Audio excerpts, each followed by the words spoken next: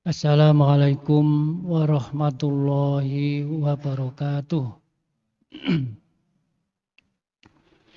Bismillahirrahmanirrahim. Alhamdulillahirabbil alamin wassalatu wassalamu ala asyrofil anbiya wal mursalin sayyidina wa maulana Muhammadin wa ala alihi wa sahbihi ajmain amma ba'du. Puji syukur kita panjatkan kehadirat Allah Subhanahu wa taala yang senantiasa melimpahkan rahmat taufik hidayah pada kita semua. Salawat dan salam semoga tetap tercurah pada junjungan kita Nabi besar Muhammad sallallahu alaihi wasallam beserta keluarga dan para sahabatnya. Pada kesempatan yang lalu saya sudah menyinggung terkait dengan masalah sholat. Ya, masalah sholat. Ibadah yang paling pokok dalam Islam ini adalah sholat. Ya, ini paling utama. Ya, jadi nggak ada yang lain. Ini paling utama ya sholat itu. Bagaimana sholatnya seseorang itu, kalau sholatnya baik dalam arti yang betul-betul bisa dilakukan dengan sebaik-baiknya dan diterima oleh Allah, itu akan berpengaruh pada semua kehidupan sehari-hari. Saya akan meneruskan sholat kalau supaya bisa khusyuk bagaimana. Ada beberapa kiat sholat khusyuk itu seperti apa. Ya, saya sendiri sholat saya belum khusyuk. Ya, mari kita bersama-sama berusaha supaya sholat kita menjadi sholat yang betul-betul khusyuk. Kiatnya yang pertama adalah apa? Kalau ingin sholat jasmani rohani kita sholat, bukan hanya jasmani yang sholat, tetapi juga rohaninya sholat sepanjang dalam sholat, ya, khusyuk. Yang pertama adalah pikiran dan hati kita harus selalu terpaku pada makna bacaan dan gerakan dalam sholat. Kalau pikiran dan hati kita tidak terpaku memahami makna bacaan dan gerakan sholat, hampir dipastikan sholat kita tidak bisa khusyuk. Ya. Kalau kita baca Allahu Akbar, apa makna itu? Diikuti terus. Sampai Fatihahnya, sampai tahiyat, sampai salam. Itu kalau bisa ngikuti hanya beberapa menit itu sudah luar biasa. Yang banyak kan kita kalau sholat itu, ya termasuk saya sendiri, ya sering Allahu Akbar, begitu Allahu Akbar teringat yang lain-lain. Jadi pikiran hati tidak tertuju pada Allah. Nah, kalau enggak tertuju pada Allah, pada yang lain, ini sebagian ulama mengatakan seharusnya pikiran tertuju pada Allah, tapi tertuju kepada yang lain, maka termasuk syirik khafi. Yang seharusnya itu kepada Allah, tapi diarahkan pada selain Allah. Nah, ini berbahaya. Ya, mudah-mudahan enggak termasuk itu. Ya. Nah, bacaan kita yang kita baca itu ya menuntun, ya sebenarnya menuntun pikiran dan hati kita. Tapi kalau kita bacaan saja enggak paham, artinya enggak paham.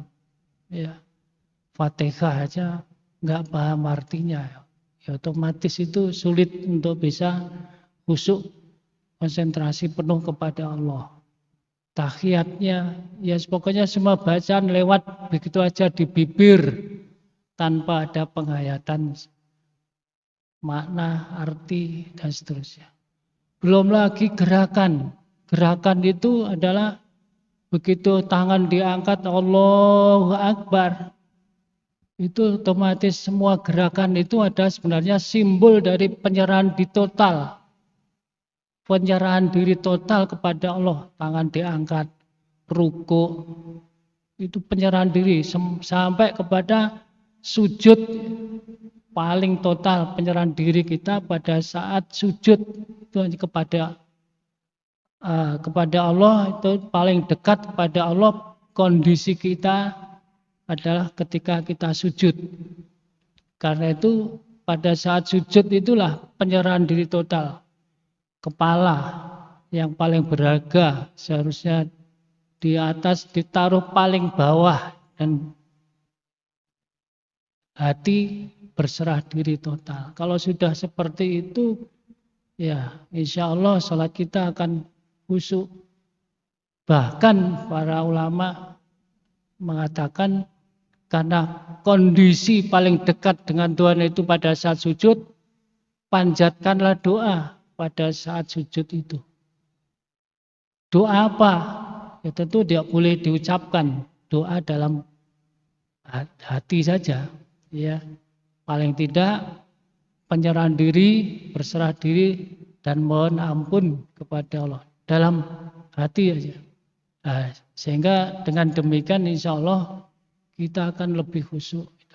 Ini gerakan sholat. Belum lagi yang lain-lain.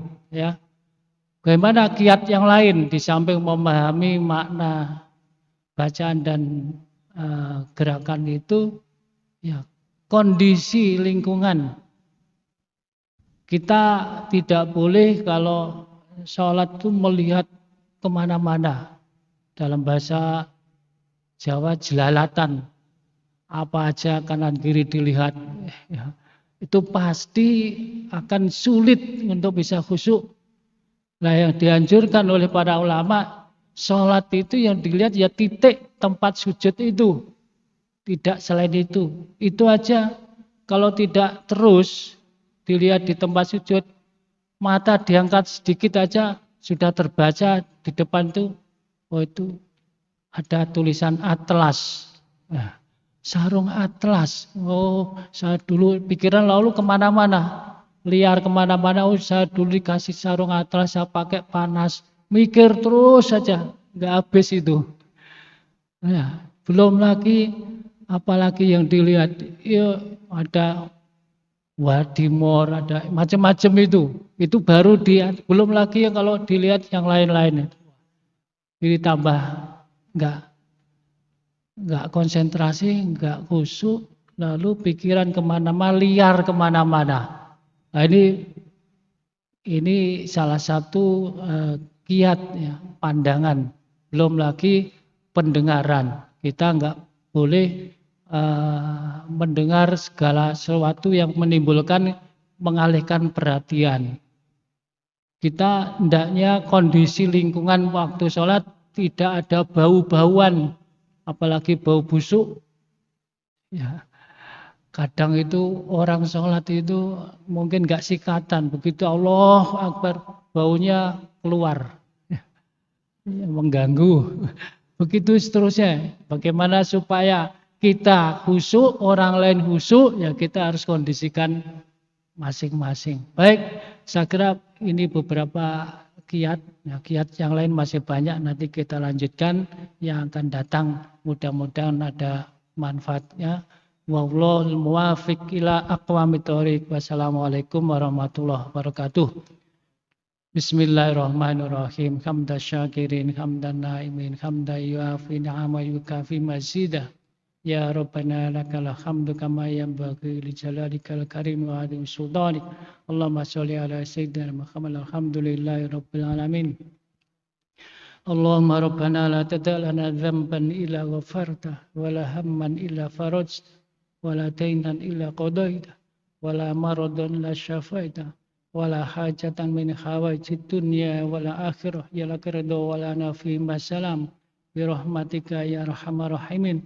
Allahumma barik wa yassir umurana wa umur ahlina umur dzurriyyatina umur jamaatana umur jamiatina wa umur jamiatina unisma wa ja'alna wa yaumin ibadika sholihin al-muttaqin bi rahmatika ya arhamar rahimin. Allahumma rabbana la tuzigh qulubana ba'da idh hadaitana wa hab lana min ladunka rahmah innaka antal wahhab.